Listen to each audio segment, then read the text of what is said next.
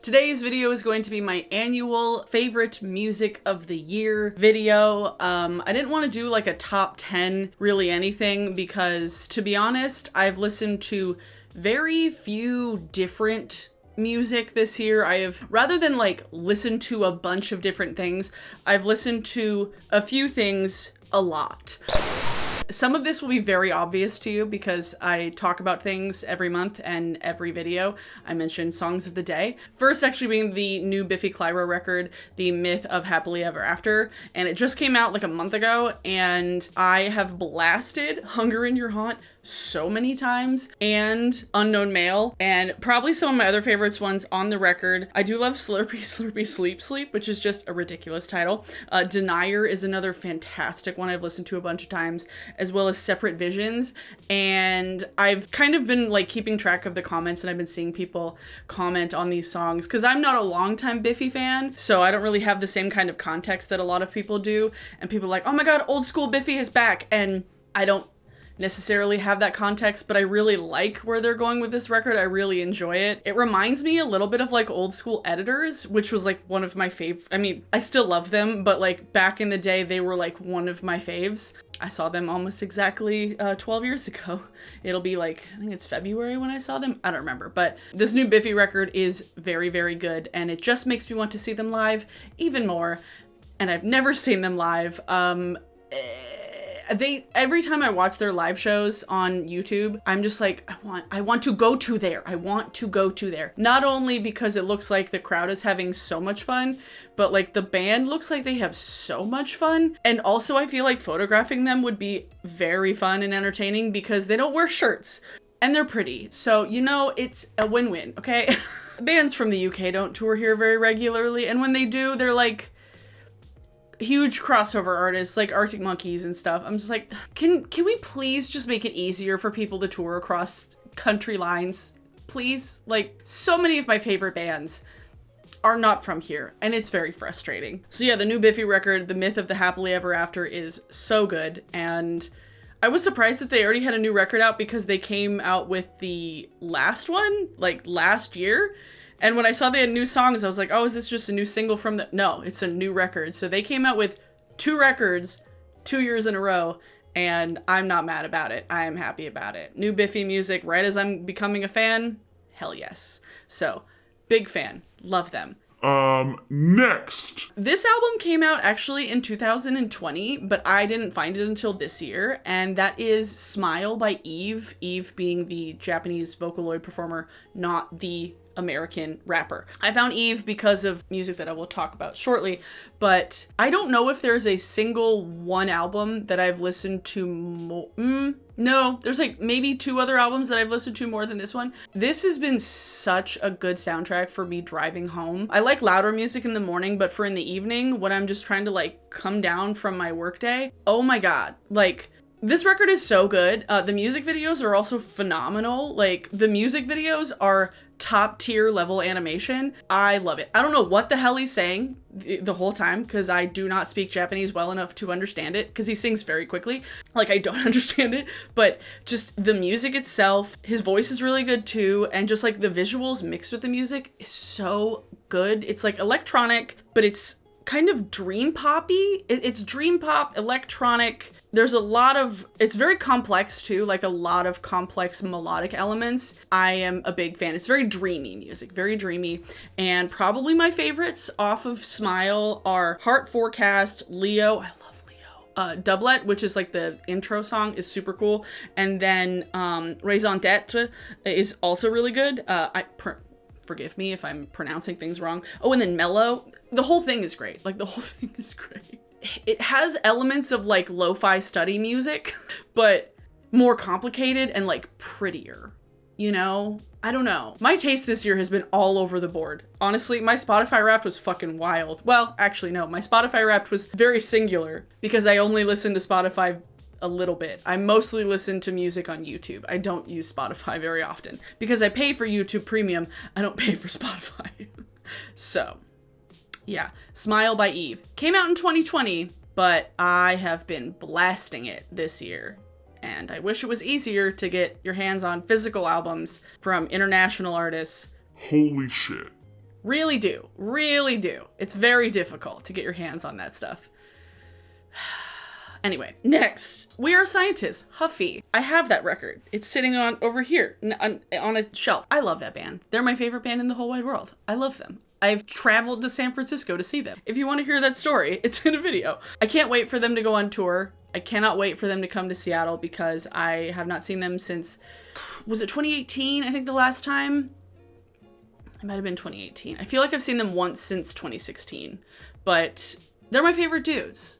They really are. There's something about new We Are Scientists music because I have formed such an attachment to that band and such an attachment to the community around that band that, like, even if the music itself is not like my favorite of all their records, because my favorite of all their records is the older stuff. Like, I love With Love and Squalor, Brain Thrust Mastery. I do love Helter Seltzer. And then all the records. I like all the records. I don't dislike any of them, really. It's just there's some that I like more than others. But this one, really fun. Probably my favorite tracks off of it. Contact High is very fun. I'm so excited to hear them play this live. It's just happy and ridiculous and dancey rock. And I love those guys. And then Sentimental Education. That's a hard one to say. Sentimental Education. That one's also good. Behavior Unbecoming, also good. Just Education, probably my favorite off the record, to be honest. Yeah, Just Education I think is my favorite off the album. It's just got this kind of, I don't know, festival vibes, and I don't know. I can't wait to hear them play this one live. Bought Myself a Grave is also a nice standout because Chris actually sings that one, and I love hearing Chris sing because he has a good voice, and he should sing more. Chris Kane, sing, man.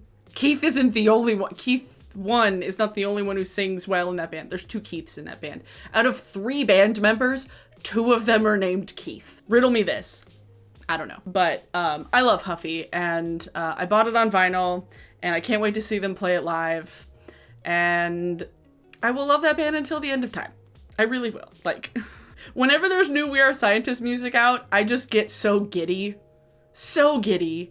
There's always like, oh, it's premiering on Jules Holland, it's premiering on this, it's premiering on the radio. Like, I get that way about that band. I don't think I get that way about any other band, honestly. Like, there's something about the connection and the long-standing love I have of that band that just, I can't quit them. Not that I would ever want to, but it also doesn't hurt that I've met some of my favorite people because of that band. So, you know, you guys can't get rid of me ever. Huffy by We Are Scientists. The title is pretty ridiculous, actually.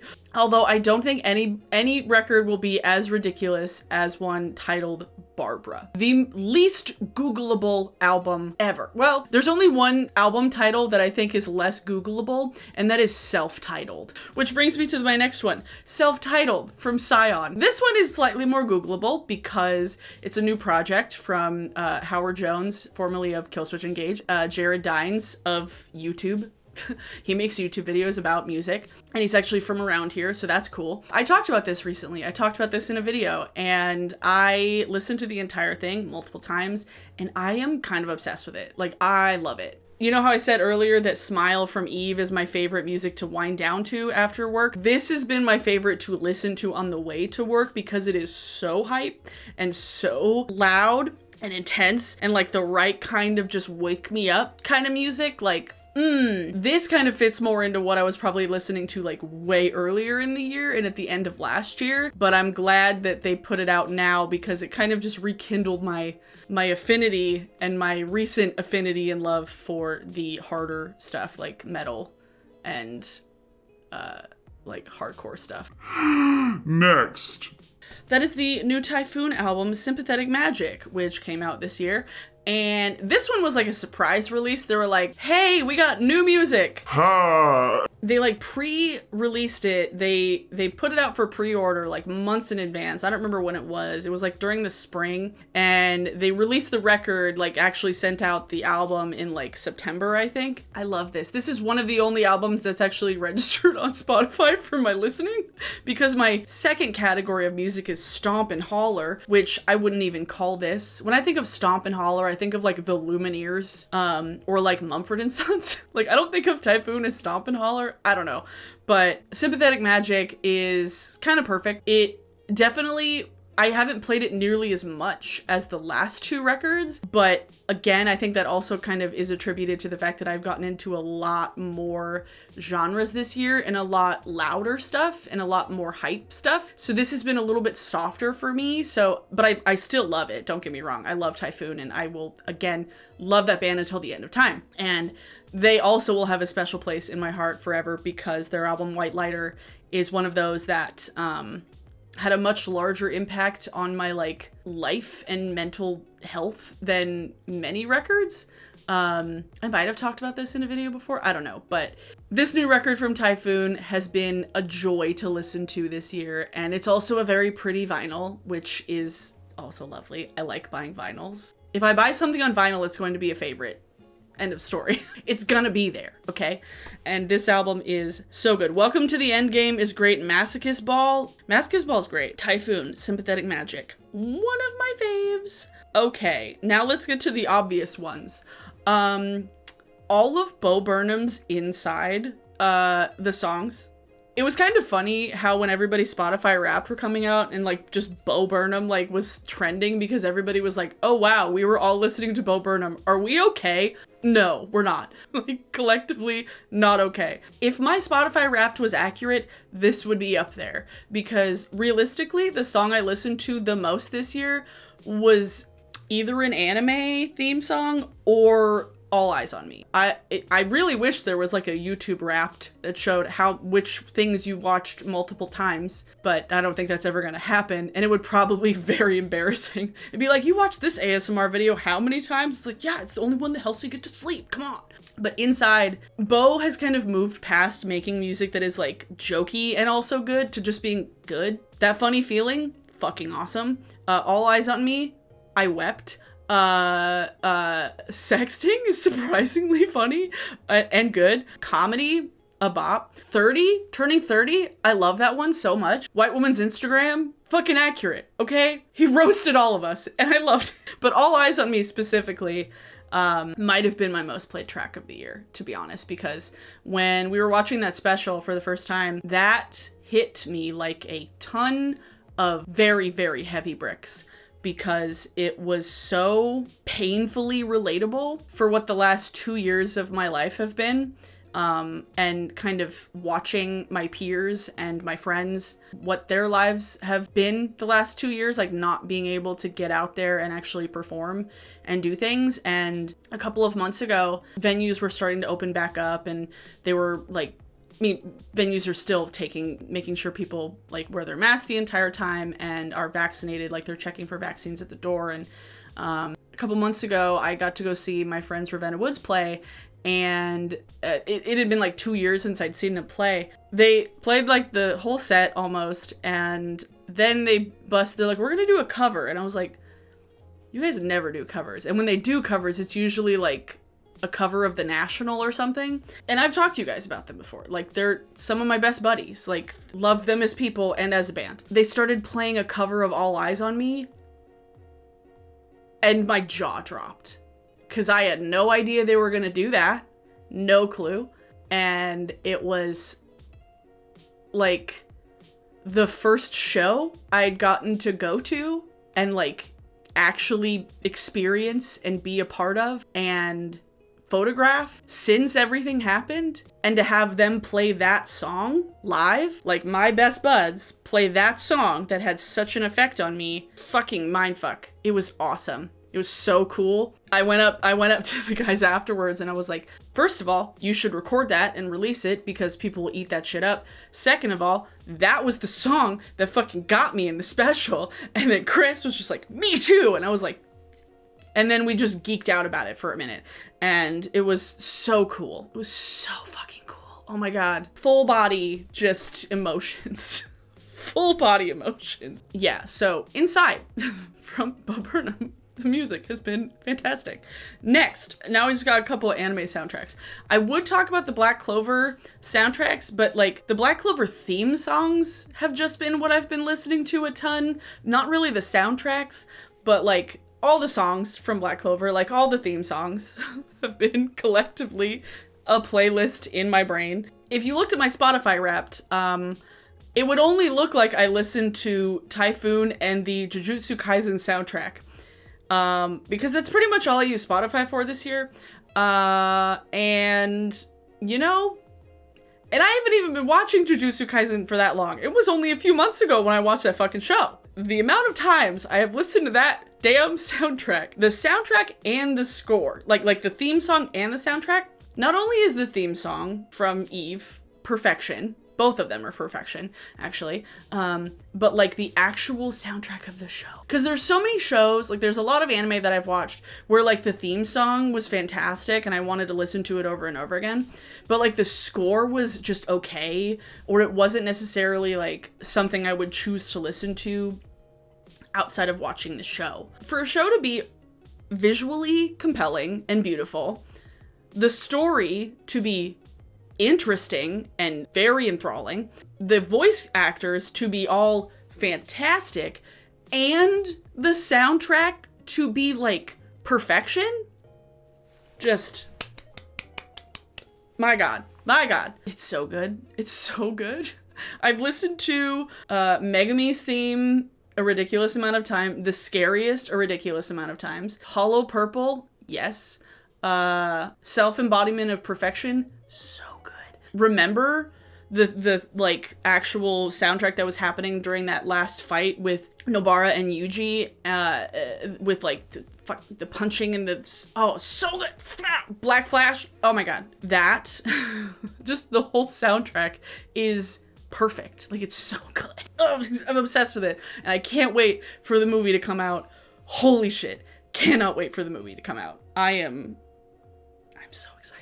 And then, last but not least, we have another anime soundtrack, and that's the Death Note soundtrack. And this was the one that really kind of got my juices flowing when it came to anime soundtracks this year, because I watched that one first, and holy shit, I bought the record on vinyl on eBay. Josh gave me crap. He was like, Abigail has bought an anime soundtrack on vinyl before me. And I was just as surprised as you. Like I said in my last video, where I was reading through my old journals, I hated anime when I was in high school because I didn't understand it. And now, as an adult lady, 17 years later, I am buying soundtracks on vinyl for anime TV shows that are 16 years old, because they're so good. The theme songs are, well, the second theme song is really good. The first one, I could take it or leave it. The second theme song, What's Up People, by Maximum the Hormone, fantastic. But the score itself, oh my god, like,